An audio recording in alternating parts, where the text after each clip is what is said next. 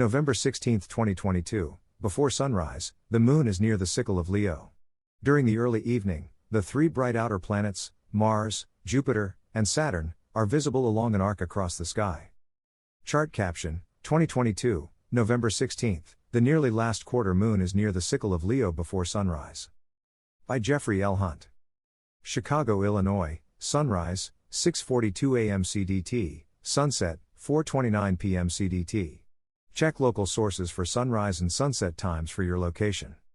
The Great Red Spot's transit times, when it is in the center of the planet in the southern hemisphere, 2:05 UT, 12:01 UT, 21:56 UT, November 17, 7:52 UT.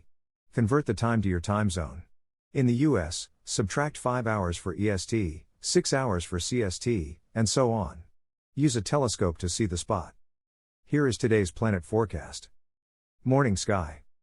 The Moon, 51% illuminated and at its last quarter phase at 7:27 a.m., is over 2/3 of the way up in the sky. It is near the Sickle of Leo and 8.0 degrees to the upper right of Regulus, at the bottom of the sickle's handle.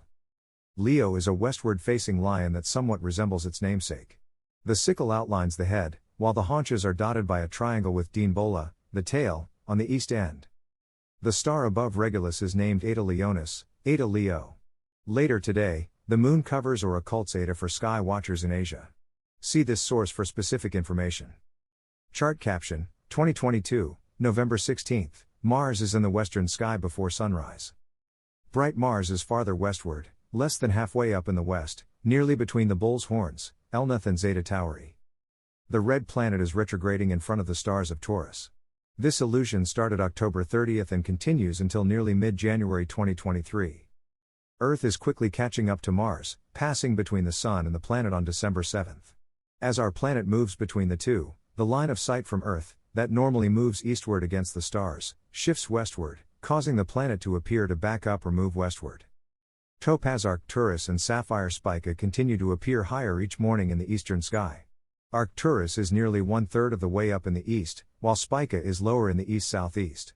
Arcturus is becoming more difficult to see in the evening sky. Vega is the next bright star to appear in the morning sky. Like Arcturus, Vega is far enough north to make its first morning appearance while still shining in the west after sundown. Stars farther southward, for northern hemisphere sky watchers, disappear in the west, appear during the daytime, but are outshined by the sun, and then make their first morning appearances. Sky watchers in the southern hemisphere see the opposite. Arcturus and Vega disappear into evening twilight and then reappear in the morning sky. For them, Sirius appears in the evening sky when it appears in the morning sky. Evening sky. Chart caption, 2022, November 16, Jupiter and Saturn shine from the southeastern sky after sundown. Venus and Mercury are slowly appearing in the west after sundown.